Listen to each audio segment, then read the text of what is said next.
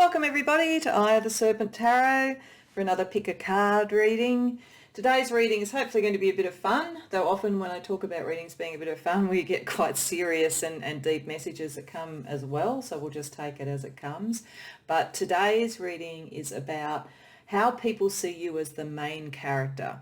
And what I mean by that is that we all to some degree are the MC, the main character in our own lives, but equally all of us have a narrative arc, times when we are in the spotlight or times when we shine in some way and people see us as central to something. And we will all experience that at various times in our life. And so what I want to do is look at what it is that's unique about you that people respond to, people see, and how that plays out as a narrative in your life. So it's going to be a little bit like defining your main character for almost a movie screenplay, get a bit of a sense about some of the issues that could be involved in this, like what type of genre are we talking about. I'll try and look at that kind of energy, and we're going to look at how that plays out, how you bring something unique to it, and also what is the conflict or challenge you need to deal with, because in all great literature, great movies, great TV series, there is conflict that people need to work through. Sorry, I just realised I didn't have my light on, so put a little bit more light into the picture here. So that's the kind of structure of it, and then we're going to have a look at who some of the supporting characters might be and whether they're friends or foes, the villain of the piece, the mentor or guide of the piece, or whatever it might be, with a little bit of advice at the end from Spirit to bring it all together. So to find which is your main character, and you're more than free to look at more than one if you want, because there might be a couple of times in your life or in a couple of areas in your life where you become the main character, not just to yourself but to others.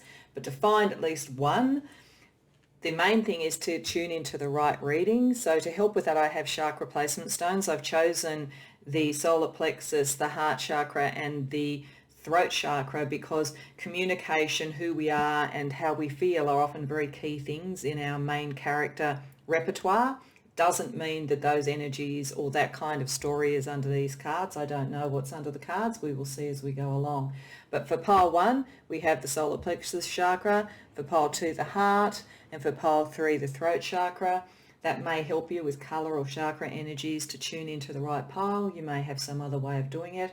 Whatever way works for you, and if you need to pause the video to tune in, then by all means do that. But when you know which pile or pile is drawing to you, I'll see you. Oh, the timestamps will be in the description box below as always, and I'll see you there. Welcome pile 1 to your reading. So these archetypes are to give me a bit of a sense about what kind of main character are you, and then these tea leaf cards help with get a sense of the genre if it wasn't clear from the first. And to some degree in this it is clear from the first what genre we're talking about. This is all about you being the main character in a relationship, and so it feels like a romance genre or a drama genre that has to do with romance. And one of the key things about you is you're the star of this show, because you are very, very attractive to other people. You draw people to you a great deal. Lots of people would like to be your co-star, so to speak, in a romantic movie, in a romantic storyline. There may be an element of secrecy around you at the moment in terms of love. It's quite possible, if it isn't happening at the moment, that something's coming into your life that could be a bit of a secret love, and we'll get to why that's interesting with these cards in a minute. But what's drawing people into you is your charisma. It is possible with Leo there that you might be in the dramatic arts. You might be someone who literally could be on the movie screen or on the stage performing in some way with that. But if you're not that sort of person, you're not somehow in the creative arts, you are someone whose dynamism and charisma and sense of confidence draws people in, but you're definitely seen as attractive. So you are the main star, I think, and the main character in stories about love and attraction. So I feel you draw people in, and this is largely a big part of who you are. There's always complications though when you are that attractive, particularly if there is some need for secrecy around a relationship, and there could be. in this particular set of cards. So it could be that you are the main character, but you have to almost do it a little bit off stage, even though it's hard for you to do because people pay a lot of attention to you. So this feels like a storyline, a narrative about a love that may at least initially need to be secret. Now, why that might be the case is in this line, there's a few ways we could read this. So this is meant to be part of the structure of the story. If we know that we're talking about a romantic attractiveness type of storyline on some level, this is picking up friends around you. It's possibly picking up a female figure. This is one of the cards in the tea leaf cards that show a woman or someone with feminine characteristics anyway. And it's interesting, this could be a very great friend. It will be interesting as we go through and we start looking at the other characters in this story, whether we get some confirmation over whether this is a friend who's very loyal to you with the dog card there, and maybe is someone you can confide in about the secret love, or it could be a friend who is in love with you and you aren't aware of it because you don't have a sense about how many people might be interested in you from afar because you're not even completely aware of your attractiveness. So that is a possibility. It's also a possibility that this friend, though loyal, demands a lot of your time.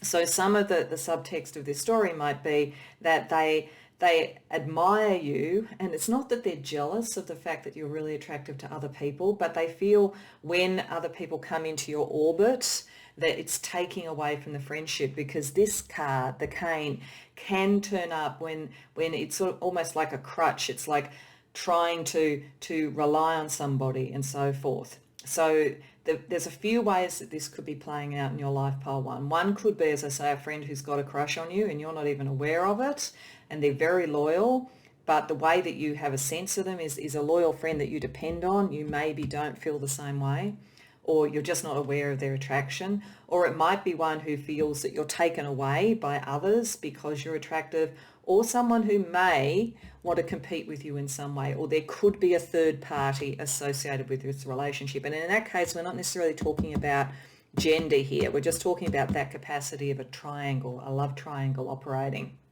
and whether or not that stretches friendships or whether the friends are what you can rely on in this. So your life is complicated, and you're the main character because you're very attractive and because you draw this energy to you, but it is complicating as well. So let's have a look at what tarot can tell us about the benefits and promise of this main character for you before we then maybe look at and clarify with what some of the challenges or conflict in this narrative arc might be, even though I think we've got a little bit of an idea of what that may be already. But firstly, Spirit, for pile one, what are the really great blessings and what do they bring to the table around being a main character in this romantic genre, you know, and given their high degree of attractiveness to other people?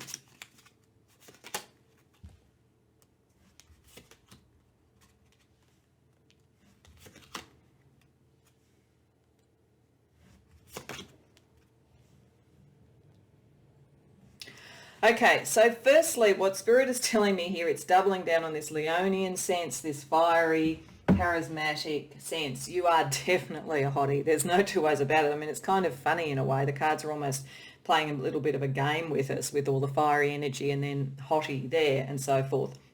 You are very self-actualized, coming across as the Queen of Wands. You have a dramatic flair. When you walk in a room, people really notice you. You're probably very used to being the main character, actually. You are used to certainly being one of the main attractions. When you walk in a room, you're possibly amongst your group of friends one of the ones who finds the most romantic offers and all that kind of thing, and you're kind of used to it, and you're kind of like a queen. And again, this doesn't have to be a gender-based thing. You just exude that, and there is a tendency in you to move quickly in and out of relationships for that reason. So it's a little bit of there's the Queen of Wands, but there's also a little bit of a Don Juan sort of feeling about this, a Casanova feeling about it. Now, that doesn't mean that you are meaning any harm to anybody or that you're being shallow about it, but you're aware of your appeal and you like your freedom.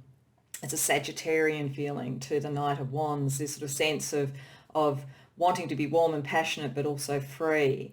And there are times potentially where you have really been, and this has already happened to you, literally stabbed in the back for that attractiveness, where people have been jealous of you. So I think you're very aware of that. You know that.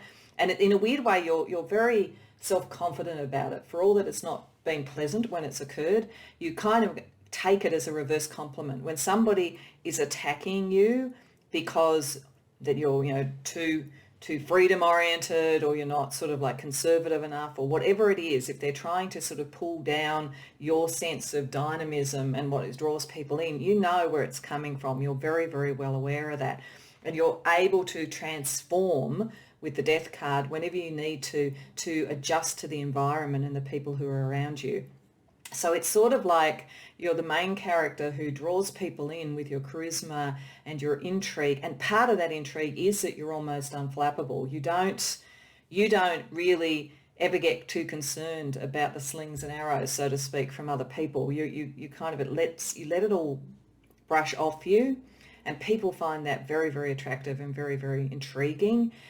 But they also see you as a bit of a changeling, a bit of a shapeshifter, somebody who can fit the environment that they're in. One minute you're the suave James Bond type, and the next minute you're sort of a diva on a stage. There's that kind of sense around you, and it's because you are free. You know when things are coming at you that are not right. But interestingly, I'm also getting, though, with the Ten of Swords, underneath everything, you do take things quite seriously, and you are very thoughtful about what you do. It's just not what people see. So the interesting narrative arc of something like this, you would be the sort of person who maybe would have a secret love, would hide that away until it was ready. And you would also be someone who took your friendships very seriously. And you're not flippant, you're not disloyal, you're just very free, because that energy is very expansive. So I think you're a little bit underestimated on that level, but again, I think you're aware of it. And I think in the narrative arc as the main character here, there may be a tipping point, and it might be about a relationship that's coming in that starts off secret because you don't want it to follow the pattern that other relationships have followed, or have other people paying attention to it and attacking it before you're ready. That might be the thing, the tipping point that makes you shift out of the sort of freedom and translate into something that's more permanent. So this would certainly suggest a significant relationship might be coming into your life if it isn't there already. So given that, what's the conflict? Because every narrative, every main character, every hero's journey has conflict. So again, I think we've seen a little bit of what that might be already, but let's ask Spirit for a little bit more clarification on the conflict that you need to deal with.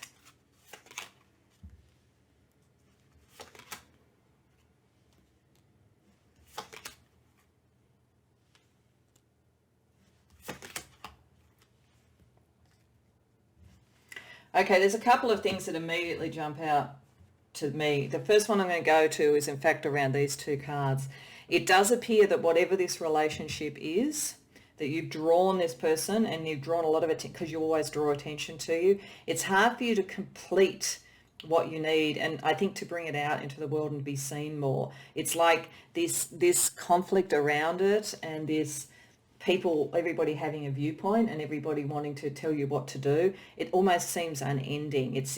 There's complications around this for some reason. There's other people's viewpoints and judgments and so forth. And so it's difficult to complete it, because I think you have to bring it out into the world. It's certainly one that makes you very happy, but you're kind of torn between the happiness there and being able to bring it into completion and bring it into the world, because the world is reversed. And there's a lot of attention being paid to this. It's like, I feel like you're very much in the eye of people. People watch you. They watch you for cues. They watch you for signs. You may be a leader in an organization, and it might be someone you're working with, and that's why it has to be secret. You could, as I keep getting, be someone who's in the performing arts, and people are watching you for that reason. So there's a lot of demand on your energy and your attention. Feels like you have fans around you for some reason. So there's a lot of that kind of thing, but at the same time, things have to change because you've got the Tower. You know that you've met someone that is really significant, or you're going to meet someone who's very significant, I'd say, in this. And it's also possible with the Tower energy around that and with that feeling I had that there might be a love triangle, there might be a third party. This could be either breaking down the foundations of your life in some way to be able to then move forward with this relationship, or it might be that the other person is involved with someone already. There's something very major. It's also possible with the Tower. Whenever the Tower comes up in readings that I think are about relationships, and I think your main character arc is about relationships, it's the lightning bolt, the relationship that just knocks your socks off. It's like meeting your equal, I'm getting. It's like someone who is just as vibrant. And so that kind of like shakes you to your core. And then with whatever these complications are, with everybody watching you and possibly watching the other person as well, the Tower makes it tricky. It doesn't mean it can't happen, but it does mean that major changes have to be taken on to do it. The good news is if you do, you have a happy ever after. So that's nice. Your narrative arc at the end, if you take on the burdens of it and you find the way to get rid of all the white noise around it. Now, some of that white noise, as I said, might be friends and other people around you, because there was such an emphasis on friends and their dependence on you, and the social circle that you're in. Might be that this other person comes from a very different social circle or something, and that's part of the tension. But there's a conflict around all the change that has to occur for you to live out this main character in this storyline. So let's have a look at some of the other people involved. So what I'm going to do is I'm going to put out a couple of cards for up to 3 different key people. And this is a collective reading, so the specifics of this may or may not fit. I'm going to go both for the specifics and also for the feeling that they get in combination. So I'm going to put out a couple of cards around general characteristics, a couple of cards for each person around their personality, and then a couple of wild cards that could pick up any number of other things to identify them. So firstly, the general sort of traits of the people.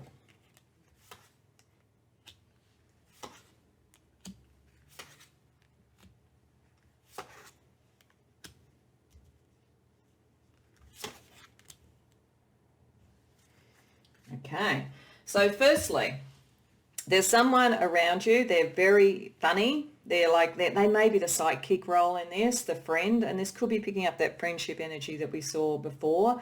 They very much have a sense of humour, and I think that they're good for you. I think that they can lighten the load on this, because there is something quite heavy around the conflict that you're dealing with. They give you a different perspective to things. They may be involved in beauty and fashion, so this is again picking up this sense that you may be in that kind of creative field, or there's something around it. Either that, or they're very physically beautiful themselves. It is possible it is the other person. It is possible this might be the other, that you're sort of like leading lady or leading man or something like that. But it could also be a friend. But whoever it is, and we'll see what else comes up, they will lighten this up for you a bit. And they seem to get things into balance in some way. Beauty and fashion to me also talks about balance. There's something political or power oriented around this. There's someone in this. This may well be a parent figure or someone who's a boss who has a position of authority around you. They may literally be involved in politics, or it might be more that some of the white noise around all of this in competition is something, as I say, if it was in the workplace, it could be office politics. If it's between different sort of groups with different political belief structures or whatever, it could be something like that. This person is possibly a mentor, or could be also a restriction. So we'll see what other energies come up with them. I get a masculine sense around this, but again, it doesn't have to be about gender. It's really kind of more a power-oriented sort of person with the politics energy there. And I think you look to them either as part of the burden that you need to push past, like something conventional and you want to do something unconventional, or it could be that it's someone who's a mentor. It's also possible, I'm getting for some of you, that if this is the other party in a love triangle, this may be your rival, potentially. So, and it's interesting then if that's the case, because your main character journey is it's something really basic and natural to you to be the person who draws someone in, to be really attractive.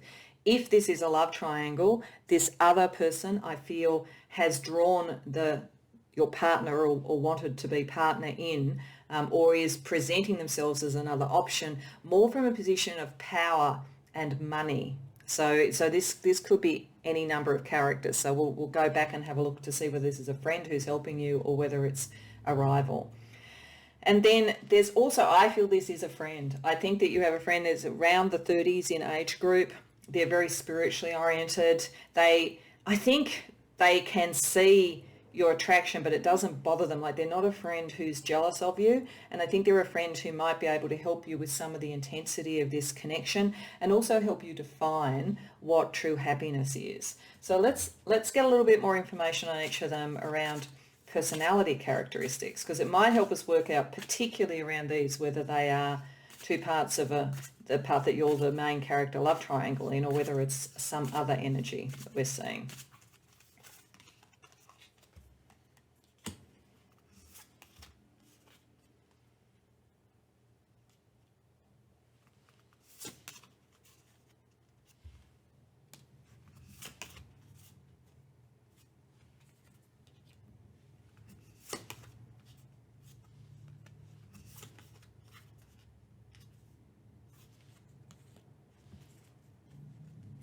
Okay, so I don't think, looking at this, that for most of my pile one that these are the two other parties in a love triangle. Doesn't mean that they couldn't be. It doesn't mean it isn't a love triangle situation. But the energies that are really coming off this are, firstly, this looks like it's a very long-term friend, or even maybe someone in your family, because there's the sense of form of memory associated with this, and even parenthood. So that suggests a parent or a connection to your family, and the kind of sense of family more generally with them, I think, not just being parents or something like that, but there could be a parent, but it feels like a family member, more like a brother or sister potentially. I think they know you really well. They've seen this sort of thing before. You've probably been attractive since, preschool. You're probably the person that all the others had a crush on, and it's just something that they've seen over and over and over with you, and they can make you laugh about it, and they can stop you from repressing some of your energy, and they can sort of give you advice without coddling you and so forth. There is sometimes with this card, philoprogenitiveness, a kind of concept of neglectfulness, but I don't feel like this person is neglecting you. It could be picking up that sense that there's maybe a friend that maybe you neglect a bit because of this, but I think that's very specific. It's only going to be for some people. I think there is a sidekick type energy here that maybe is a family member or a friend who feels very much like a sibling. This feels more like a mentor, I have to say. If it is two parts of a love triangle, then this person reminds you of something, or may even be someone who's come back, and there are connections between the families for some reason, or they have family responsibilities. So I'm just going to say that, even though I don't think by and large that's what this character is, if it is the person that you're interested in, there are other implications, and they possibly remind you of someone, or they literally are someone coming back into your life. Over here, I think this is a mentor. If it is the other part of a love triangle, then they are very ethical, and there is a real connection between these two in that case too. They're very vital. Even if they are older, they don't seem that way. And I do think if it is a rival, it is someone who is older, but they seem very alive and they're very ethical. Ultimately, that could help bring the good outcome, because if in a scenario like that, you fell in love with this person and they fell for you, then this is the sort of person who has enough self-esteem and enough ethics and conscientiousness to not make it a terrible thing to break up. They're not going to be, even though they're very powerful people, I think, they're not going to be the sort of person who will take it out or take revenge in any way. But that's very specific. I really think for most, we're talking much more about a friend, and then maybe a mentor who gives you a sense of ethics and conscientiousness, because that's one of the things is this main character journey you have to deal with, because you are so attractive to other people. Sometimes things might come very easily to you, but there's something about this relationship that doesn't come easy. And I think this mentor can help you see how to be conscientious in this energy and how to get a good outcome without losing your sense of effervescence and so forth. So, and not let you be reckless either particularly if there's something a little bit complicated behind the scenes in it. So I think for most in this, these are two allies, and this is a third ally. So I think we're seeing allies basically. So there's something in this that I think we've seen already around perhaps jealousy from friends or a love triangle, but you do have good people around you, I think. Pile 1 for this main character story. And this person gives you a sense of your bearings. I think the spiritual grounding of this gives you a sense of your bearings around this. So you're not too disoriented by this energy, particularly the Tower energy. And they have a good sense of humour too. I actually think you have lots of friends who are very funny. You probably are as well too. There's just a lot of laughter and a lot of humour around all of this. And I think that's, you've always taken these things really lightly and they thought that was really amusing. But I think they will come to see that there's something quite serious going on in this and that you are transforming, that this is the main character in this love story is very, very different to other love stories that you've had. But I do feel like you've got good people around you helping you with that. And if those are, as I say, a love triangle, you have a really good grounding friend, your sidekick, so to speak, in the movie lexicon, who really gets you to enjoy things and not get too heavy-hearted and to be able to work out what you do and not get sort of diverted off somewhere else, to keep the precision of it. It's also possible that this person, this friend, is closer to you in physical proximity than some of these are. If these are friends as well, because locality is important here, this person is there for you at all times because they feel like they're physically close in some way. Okay, so I think that we have you're a main character of a love story. It may be a love triangle. It doesn't have to be, but it could be a love triangle. But in either case, it's not something, I think if it's not a love triangle, you keep it secret for a while because it's very different and right from the beginning it's very different. If it is a triangle, I think you will come through it, but I think that both of the parties involved have some significant issues to work through, potentially around family and so forth, and around the ethics and almost the legality of it. But I think for most of my pile 1, these are much more like a mentor and some friends that are helping you deal with it as you come to terms with the fact that you're no longer going to be the person who just has lots of fun in relationships, but it's all very lighthearted. You're heading into something that is ultimately going to be a happy ending, but which you have to change and shift with before you're ready to really share it with the world. So let's ask Spirit for a couple of affirmations for you in being the best possible main character in this particular storyline that you can.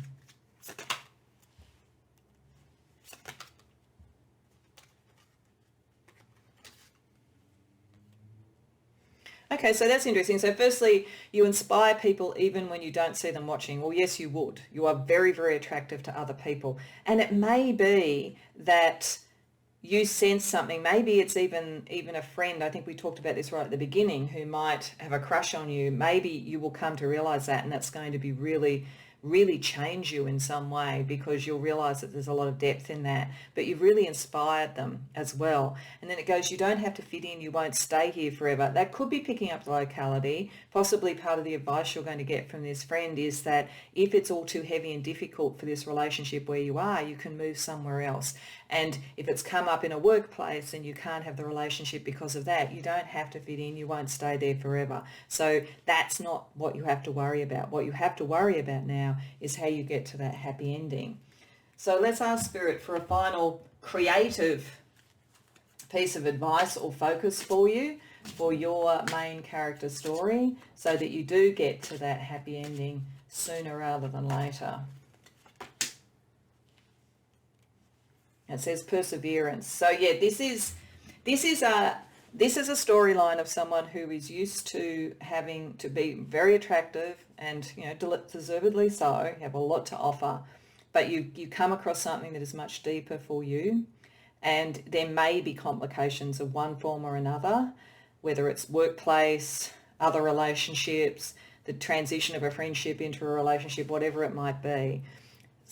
what you need to do is persevere, to go through the change, to get to the happy ending, to transform, and to not be the Knight of Wands who kind of rushes in and then tries to like work out what to do with it next, or that says, look, this will be fine for the moment, but I'm going to move on, because this is fundamental, pile one. This is a very different relationship. And if you aren't in that relationship now, it's coming in soon.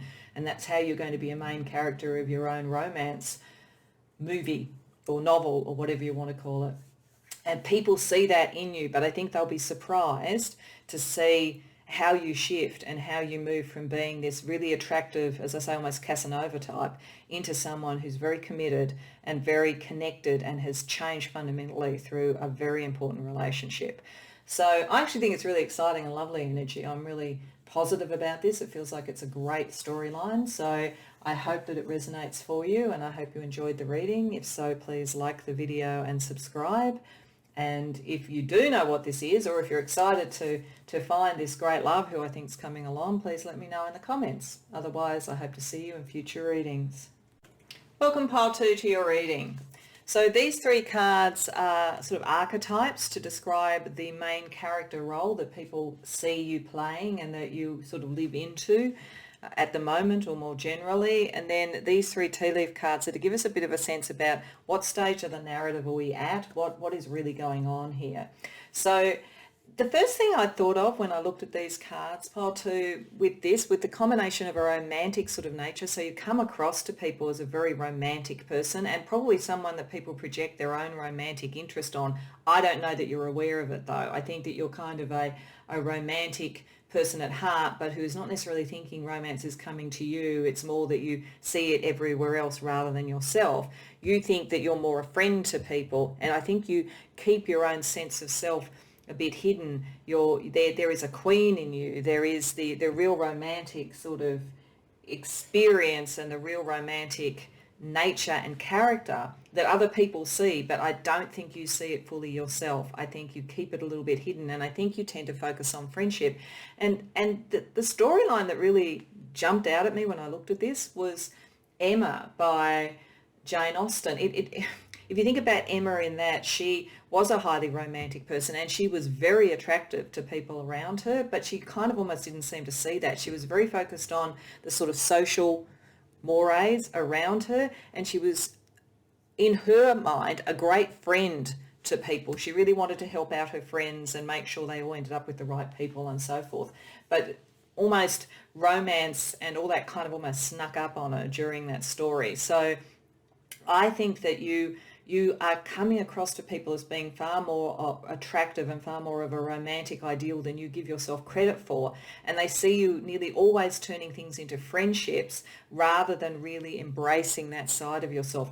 If you have romances, a lot of people don't see them. It's almost behind the scenes and in the shadows. But I think for most of you, you don't have a clue, Paul, to how much people see you as a potential romantic lead in either their story if they're interested in you, or more generally. I think you perplex people. They think, why do you stay in the friend zone so much? This could also be the storyline of someone who helps out a lot of people, like, you're a therapist around romantic matters, but you're not necessarily, again, bringing that energy to yourself. And I just think that people see this as you could be so much more in the realm of love, but you're not necessarily seeing it. You're taking on that role of helping others. And that makes this very interesting, because these 3 cards together, the teacup is about relationships. It's about convivial sort of environments, like literally meeting people at a coffee shop and having tea or coffee, sharing discussions and so forth. The bird is often about discussions, sometimes gossip, though I don't feel a particular... There could be a little bit of gossip around you if people feel like maybe they look and they think there's a friendship around you that might be more, and they're wondering if it's more. So there could be a little bit of a speculation around you, because you do invite a lot of curiosity from people, because they feel like, surely there's more going on in your love life than it appears. That like, how could you be alone potentially if you're alone? Or if you're with someone, why do you seem to be more like friends with them? Like, where's the passion and so forth? So people don't feel... Or if you're with someone, maybe people don't feel this person is good enough for you on some level. There could be a little bit of gossip around that. So there's a number of ways you could read that, but there seems to be discussion about you. There seems to be speculation. You invite a lot of interest, a lot of question marks. But also for you, it looks as though something is going to come to the surface. You're going to hear about something that gives you information that helps you decide something. I think for quite a few of the people who come to this, you may find out through others that someone you'd considered a friend is in love with you. And you may or may not return it. It is possible. If it does happen, it looks like you're a little bit sort of struck and you're thinking like, how do I bring that into my life? It seems so unclear. It's so unexpected. But I feel that with many of you, it may in fact be someone who, when you think it through, you could love too. So it's not necessarily that it's like, oh, that's going to be awkward. I think it just surprises you. It's because you just don't see yourself that way to the degree that other people see you. But I think you're going to hear something. I think that's in a sense what triggers this main character narrative arc for you in what looks like a kind of romantic story. So let's ask Tarot for a little bit more information about this, about how or in what way this energy starts to come up. And I think you start to have the realization about how people see you and what that might mean for you.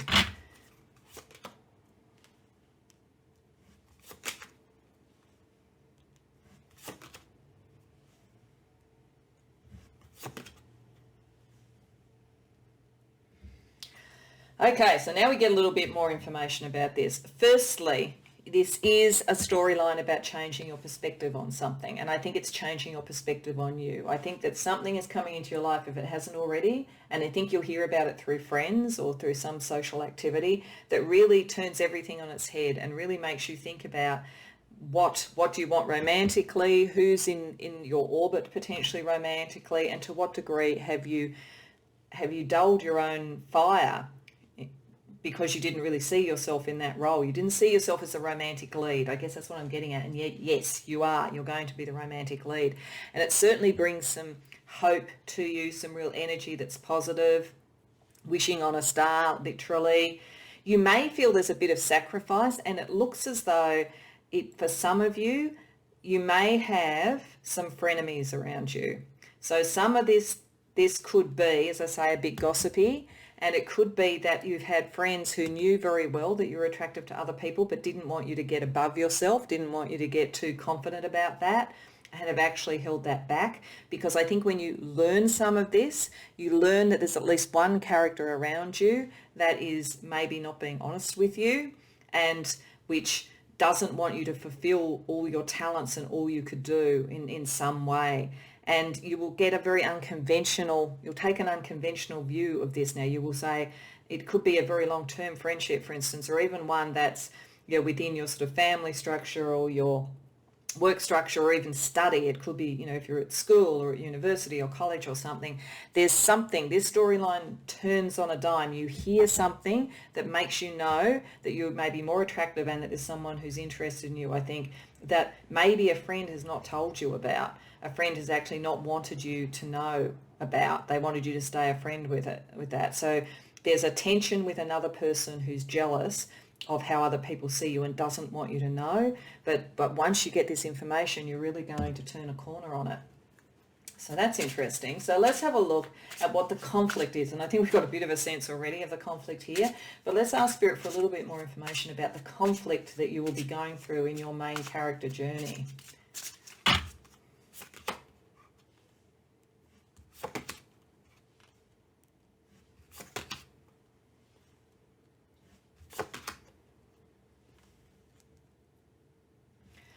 Okay, so there's the first thing I'm going to say that's quite specific, so it's not going to be for everybody, but it is going to be for some that come here. I think maybe for some of you, you're going to find that the person who's been dulling your light and who hasn't wanted you to know how attractive you were to other people and wanted you to be just friends is some form of nurturing figure in your life, possibly your mother.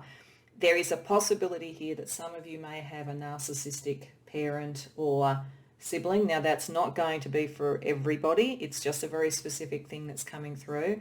But it feels like the shadow side of the Empress operating here, connecting to the Magician. So it may be that once you actually hear and know this and you want to take on the role as a romantic lead, there may be some pushback. And whether it's that they've necessarily been lying to you in that case, or whether it's just that they wanted to be the star of the show, and they want to be the most attractive one. It's sometimes, and I'm not saying you may not be a woman, so I don't know, but say if you are, and sometimes there can be a relationship between mothers and daughters that is a bit competitive. So there may be something like that for some of you. That's very specific, but I did get it, so I wanted to say it. For others, there's something, it may in fact be the exact opposite. It may be a nurturing figure in your life that brings out the information to you. The moon and the star connect, so the moon is about hidden mysteries and secrets that come out. And remember, under here, we had the question being answered, we had the potential discussion and information coming to you. So for others, it's the exact opposite from it being a difficult parent. It may be a very helpful, nurturing figure, or someone who is going to support you once you start to realize this. Because it could be a little bit of a shock to the system, particularly if it's come from frenemies. If it's just come from you underestimating yourself and then you hear something delightful and you start to see it differently, that's one thing. But if you find out that possibly friends haven't wanted you to understand how attractive you were, then that can be quite hurtful. There's definitely a new love coming, though. There definitely is, with the Page of Cups and the Six of Wands. And it's interesting that this is in when there's conflict. So I just feel that maybe for many of you, it may be the conflict you have within yourself of understanding this. It's possible for some that you may find out someone's in love with you, that you don't return that, and you want to work out how to recognize them and be warm with them without leading them on. That's a possibility for some. But I think for many of you with the Page of Cups, it's likely to be reciprocal. And this is about the conflict is it within you about starting to see yourself in a different light, in a light where you are the romantic lead, because it just feels like you don't really see yourself that way. You see yourself as the person who's everybody's friend. So what we're going to do is we're going to use some cards from a couple of decks to get some information on who might be some supporting characters in this storyline. So we'll start with some that are sort of general characteristics across the board, and then others that are more around personality type of characteristics to bring it all together. So I'm going to do for up to 3 supporting characters to your main character.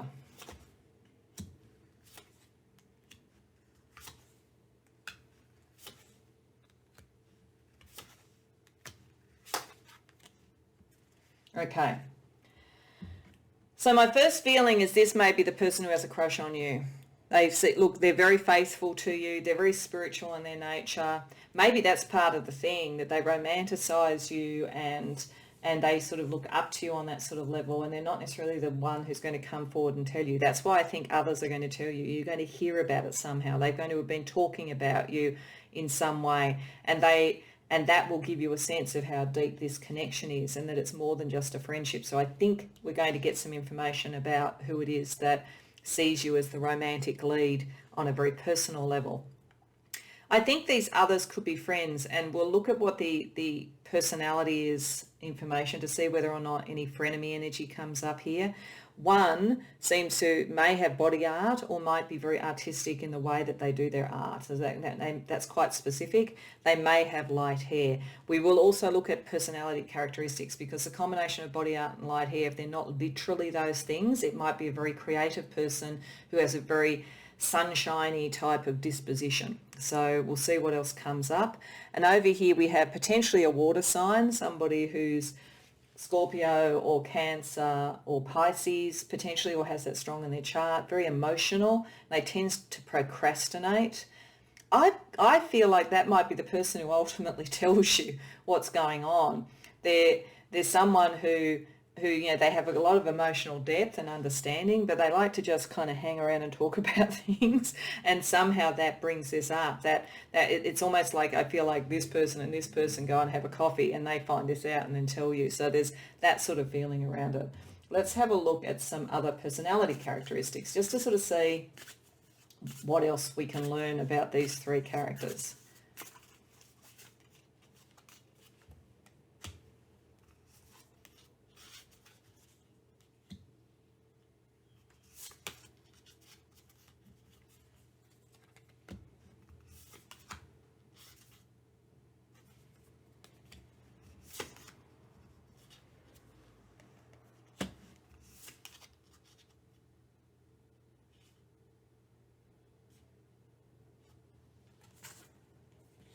Okay, so interestingly enough, we got matrimony and monogamy up here. It's possible that these are two aspects of the same person, because I definitely feel this is the other party, and it might be sort of someone who wants that kind of connection. That will be the case for some. So the two combinations of this, a spiritual person who's very faithful, who wants the monogamy and has some sort of light complexion, light hair, or sunny disposition, maybe very artistic or body art. It's possible. If that's the case, they also are very in tune, resonating with you. You're very simpatico. They may also be musical in some way, but they're a little bit sort of reclusive and a little bit shut off. They're not going to be the one who makes the declaration. It's going to come through a different source if it's the one person.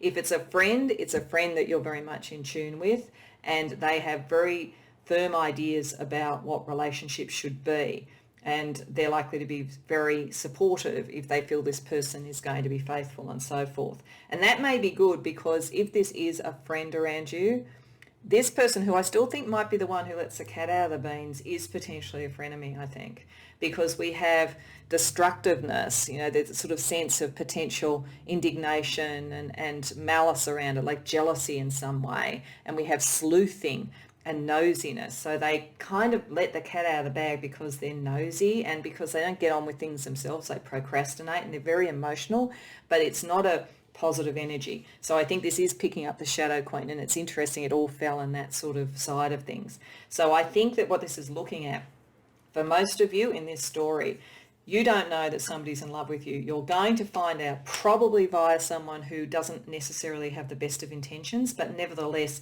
they're going to let the cat out of the bag. And in doing that, you find out who are your friends and who will support what you want to do, and you will be able to make a decision around whether this is somebody that you want to be more than friends with. And it's not saying one way or the other, but it's possible with the Page of Cups that it will be a mutual love match when it occurs. If not, I think you will be very careful and kind in the way that you deal with it, so this person doesn't feel rejected in a really negative way. So, but be careful of this person, because they may try to scare this person off, or they may try to make you feel that there's something wrong with it, because I think they're very jealous of you. So they, in this narrative arc, come up as the conflict progenitor in a way.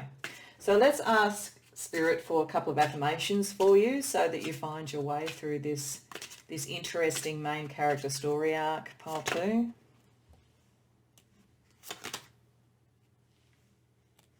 Okay, this is picking up very much that potential that when somebody finds out that you are starting to realise how attractive you are, there's going to be some pushback. And it's saying shine your light, especially when it's dark. So just take from this what you're learning about yourself. Don't let them get into your head. And healing is remembering you've always been whole. So for the very few that might have connected around a nurturing energy that is in fact not helpful to you, you've always been whole, pile 2. And learning that somebody loves you should be something that is completely natural. If there has been a nurturing energy around you that has been malefic in some way, consciously or not, that has limited your sense of lovableness, this is about you learning how lovable you are and how people see you as lovable and romantic and attractive. So don't let that get in the way. You've always been whole. This is just a recognition of it. And if it is about some sort of a battle with a frenemy, similarly, you don't need to worry about it. You can just embrace this new experience. So to help with that, I want to finish off with a creative card, just for an energy for this creative story, this narrative arc that you are the main character of, so that Spirit gives you a last piece of advice, pile 2. Voice. Okay, so when you hear about this, make sure that you voice your own opinions, and make sure that you can voice what you feel in your heart. Do not feel that other people can speak for you or that other people know better. Voice what you feel, because this is an opportunity for you to start to come out of the shadows. And you may also have a lovely speaking voice, a lovely singing voice. There could be something very musical about this. Music could somehow be involved in some way. So again, use your voice if that's the case. Do not let other people silence you. Do not let them make you feel that you are imagining things or something like that. or that this person isn't good enough, so that you're always kept in this friend zone and you never get to be the romantic lead, because you are meant to be the romantic lead and you are meant to have a voice, and you will find simpatico and the right faithful person for you, pile 2. So I hope that that's helpful. I hope it rings true for you, and I hope you enjoyed the reading. If so, please like the video and subscribe, and if it does, if you know already what this is all about, then I'd be delighted to hear about it in the comments. Otherwise, I hope to see you in future readings. Welcome to your reading, pile 3. So these cards here are meant to give a sense about how you appear as the main character to people who are viewing you, viewing your narrative arc, and this is to give us a bit of a sense about where the narrative arc is now. And then we'll look at what opportunities there are for your story, for your main character role, and also what challenges or conflicts you'll need to deal with, and some of the people, other people that may be involved. So this is a very interesting set of cards. I think that there's two sets of meanings for this, and so I think I'm going to try and cover both of them as we go through, because it does appear like there's two. The first is that your storyline and how people see you is as a traveler, a person who is like, this literally could be picking up, because this is also potentially about travel, rest, relaxation. It could be a storyline that is triggered by some form of travel, holiday, quest that you go on. But whatever you're doing, it's not light-hearted. And I think it's really interesting we get the sense of a tent here as well too, because that's sort of meditative. When with the traveler card we have old soul and higher self. You could literally be on a internal journey, a spiritual internal journey, and you're someone who is well traveled in that sphere, very old soul, very aware and spiritual and psychic and those sort of things, and very much in connection to your higher self. So for some people, you are the main character of a spiritual quest. It gives me a sense of something like the Odyssey, or The Alchemist by Paul Coelho. I think that's how he pronounces his name. I've probably mispronounced his name. Or even the hero's journey in sort of something a little bit more magical like Harry Potter. There's something in here of the spiritual traveler, the person who has lived many lives, has a lot of wisdom, and is very connected to the divine, but there's movement around you. It's like you are not in this, people see you as having that, but you're not someone that they can necessarily have in their life for a long time. It's almost like you come in and out of lives to help them connect to their higher self, because you're an old soul, and to help them wake up their memories in some way. You may work in spiritual areas, so there's that side of things, so a very spiritual kind of thing. If that's the case, where you're at the moment is there is a period of contemplation for you, because something new is blooming. You are shifting something in your life, and it's come about from connection with your higher self. So people are seeing you as someone who can transition and change and transform when necessary, because you understand, you have a bedrock under it, you have the knowledge under it, and you have the way to make things bloom. Sometimes the rose can have thorns as well, so you're aware of the risks that are associated with things. People come to you for wise counsel. You are very much almost a guru or a master of something that people come to, but you aren't there forever. You are not someone that they can always rely on. You almost feel ascetic or mystical. You feel almost like you're not in a relationship. Now, it doesn't mean you couldn't be. You may be, and that person may be similar to you and may travel with you, but I just feel like you come into people's lives and they see you, that you come at the right time. So there's that, and there's also a very pragmatic end around this, that, as I say, you may be connecting to something, some new pathway, possibly some new love that might be a soul twin type of love, connected to the higher self. If that's the case, it's coming off the back of traveling in some way, moving jobs, moving interstate, moving home, traveling literally as in a holiday, something like that. So it's either quite pragmatic, but it's connecting to a spiritual connection in your life that has a lot of promise, or I think for many of you, it is about you being this spiritual traveler and this person who comes into people's lives to open them up to the possibilities of abundance and growth that they could have. So it's very interesting how you're seen. So let's ask Spirit for a little bit of information about what the storyline is like at the moment in your life. What are people seeing, and what are you meant to be developing and getting out of it?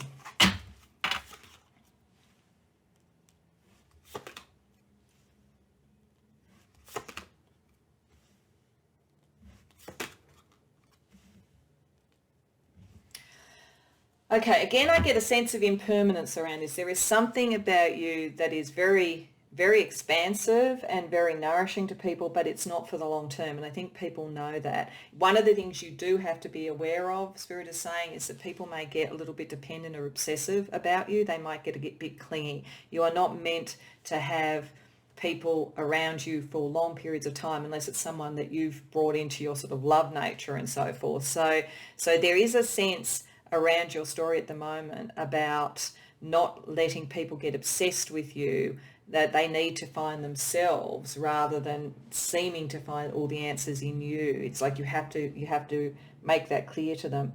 You're seen, I'm getting, like when I put that down, I heard Wisdom of Solomon. You're seen as someone who can arbitrate in some way, who really understands the consequences of things and the greater swell of life in a way. So, and you are very generous. You're seen as very generous with your time and with your energy and so forth. And it is possible, like literally around this too, that with this traveling and the new opportunity for you, there may be a contract coming in for you, a patron, like literally someone who recognizes who you are and wants to be a patron to you. But again, you need to have the escape clause at some point because it could become constraining as well. So this is either around you being the benefactor for others and bringing wisdom to others, but only for the period of time that works and not to get too entrapped by that. Or this is telling the story of an opportunity that's coming for you with someone who recognizes what you're bringing to the table spiritually, and they're a benefactor in some way, they're a patron in some way. So let's see what the conflict is, because at the moment, about the only conflict I'm seeing there is if people want to cling on to you a bit too hard, whether it's a patron who wants more than their fair share of the resources coming out of it, or to control you in some way, or it's people who don't want to let go because what you're bringing to them is so beneficial, but you are a free spirit. So, but let's see if there's anything more specific around the conflict in your main character story, Pile 3.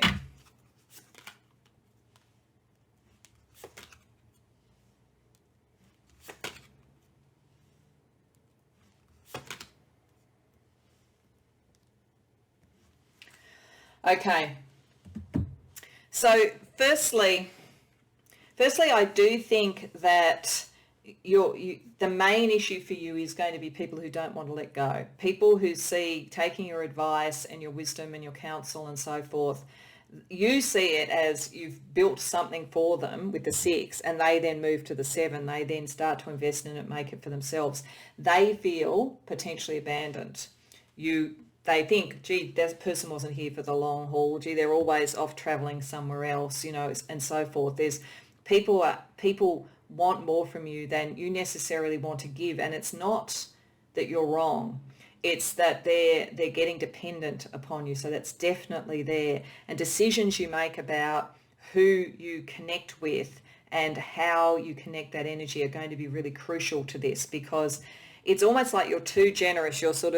You're operating at a particular level spiritually that doesn't see that not everybody's there yet. And so the reactions to you are not necessarily always going to be what you would have intended, and you need to bring balance into it rather than obsession into it. So that's one thing.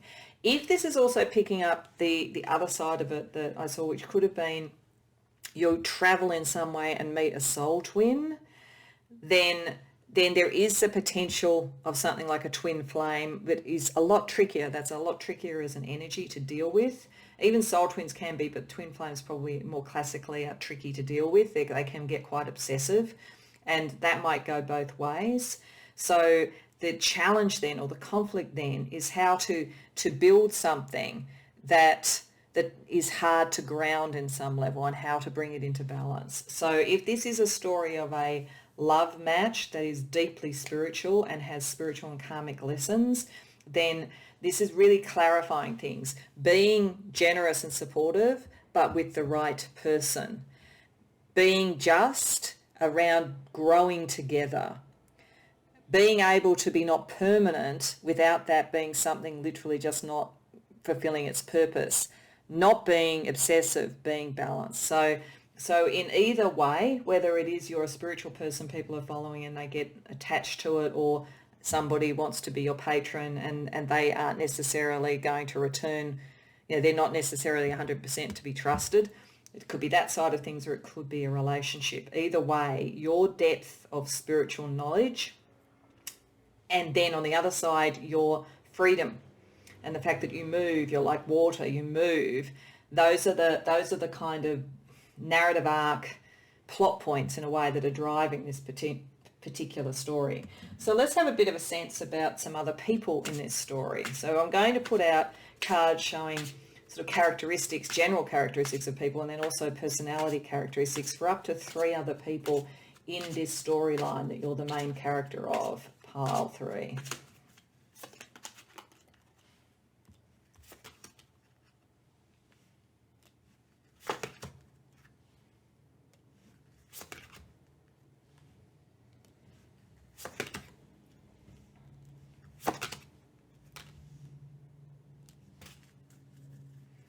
Okay, so I think we're looking at 3 different people here. I think that one may be picking up for those that there is some sort of a twin flame type thing. It could be around that relationship that we'll have a look at. So that may or may not be a person depending upon which narrative arc we're talking about.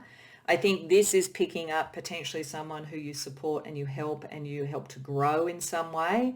So, and picking up positive energies around the pentacles with the green thumb, I feel like that is someone who is looking for growth and knowledge and so forth, but maybe quite young. So maybe one of the things you need to deal with is this person is a lot more youthful in many ways than your old soul. And then here we either have another person who may be like you, a bit of an old soul, or it could be that potential patron as well. So we might get a bit of a sense about how to manage that and make sure that's balanced out if that's the case, because this feels like someone older who has an emotional connection to you and has an emotional way of dealing with things. So let's get some personality aspects to see what else we can find out. Certainly if this is the soul twin type of thing, it happens quite suddenly. They're quite a spontaneous sort of person. They're also quite mysterious. That intrigues you, I think. It might sort of make you want to hang around a bit longer, which is probably what you're going to need if it's a soul twin or twin flame to really see it through. You can't just be on your own spiritual quest if that's the case. But anyway, let's see what else we've got about each of them.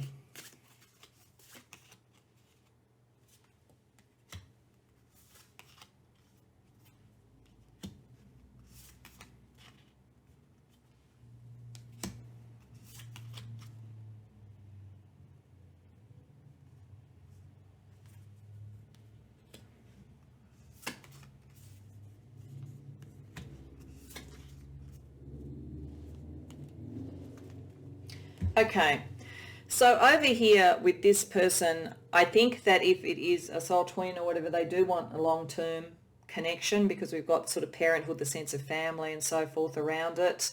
There's something maybe also about their family that's important to this, but they want a sense of longevity, and there's certainly this effervescent, vital person, which I think you may sometimes with this energy be someone who is too introspective and too spiritual. So they're a good balance for you if that's the case, because they are more spontaneous and they want more of that kind of solidity for life and so forth. And if that is what this is about, then it needs to be someone who really diverts you and keeps you somewhere until something has sorted itself out. And a little bit of mystery doesn't go astray. You'd love to look into a mystery, I think.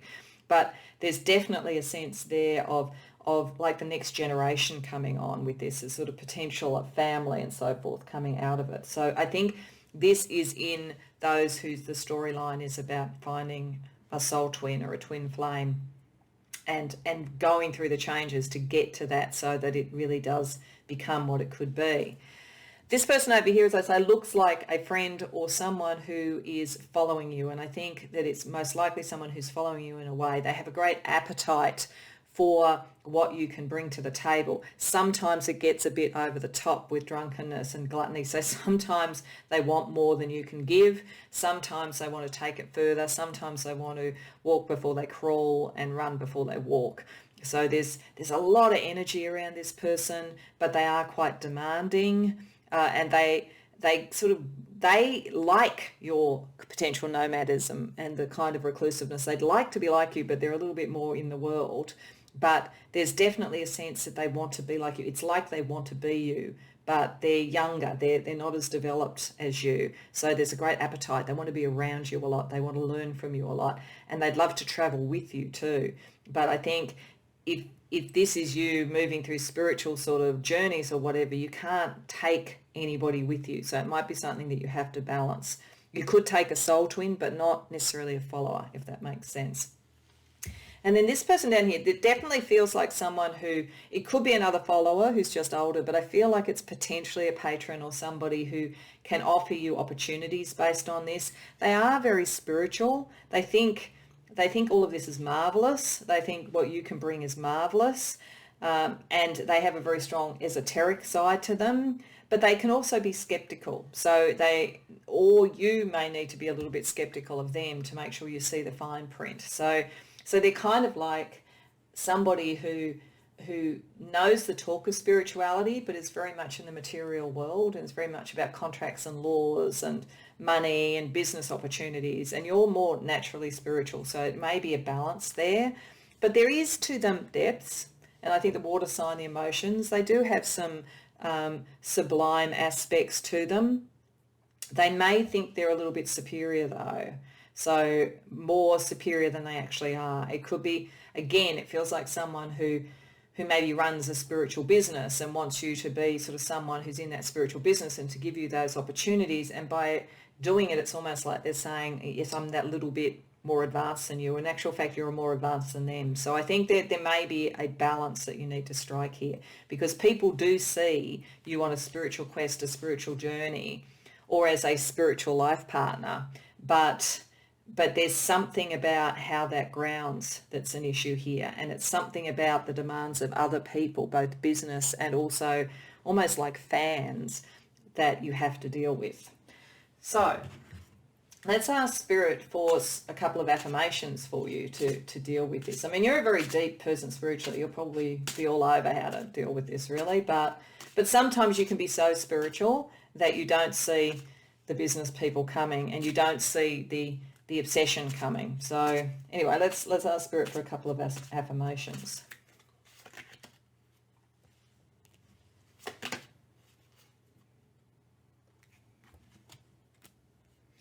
So we've got shine your light, especially when it's dark. It's interesting that came up for one of the other readings, so you may have connected into that as well too. So I think you know this, Pile 3. I don't think the affirmation really needed to be said, but it can never hurt to say an affirmation. You do shine the light in the dark. That's part of who you are. It may be part of what you need to tell other people to do, because they may feel, what I'm getting is that when they're with you, it's like being in the light of the sun spiritually, and then when you're not there, it's like the lights went out. So maybe part of what you need to do is get people to shine their own light and understand that. This is interesting. Eventually you'll see coincidences as your true power. There's something in your spiritual knowing which is very psychic, and I think you'll see synchronicities and so forth, and it will help you balance this out. It's like I'm getting that in this narrative arc and how people see you. You are a very old soul, you're very spiritual, very wise, but to some degree in dealing with how people deal with that energy, you've still got your training wheels on. And Spirit, through your higher self, is going to be sending you synchronicities so that you see the coincidences, so that you understand and you learn rapidly how to deal with this, because you're moving into a phase where more people are going to want more from you, and that's going to be the tug of war with your sense of freedom and knowledge learning, and there's real opportunities coming for you. So let's finish off with a card from a creative oracle for what Spirit's advice around this in creating your own main character journey and getting the best possible outcome in this scenario for you, Pile 3. Wow, okay, shapeshifter. So that's another of your gifts. That's interesting actually, because the traveller can also be, I guess, within yourself and shape-shifting and being what you need to be. I think it's a very profound message for you actually. It is saying that you have all the spiritual gifts that you need, but you're going to have to apply them in different ways and with different lenses for different situations. So for a soul twin, you need to be able to show them that you are there in a sense for the long haul, and that even if it's intense and difficult at first, as they often are, that you're there and that you want to meet them, sort of vivacity for vivacity, with people who are your followers, people who want to see you as a master in some way. How you do that without making them dependent upon you. How do you shape shift so that they start to take on their own light? And with people who may want to do a business with you, how do you operate in the business world when you are so spiritual, so that you don't lose that spirituality, but you also don't lose out to someone who's a little bit more experienced, let's put it that way, in the nature of business and the law and contracts and so forth. So use that wisdom and that depth and that old soul who's lived many lives to be a shapeshifter, so that you can be the energy you need to be, and that you never lose that sense of momentum and freedom to keep learning and keep growing.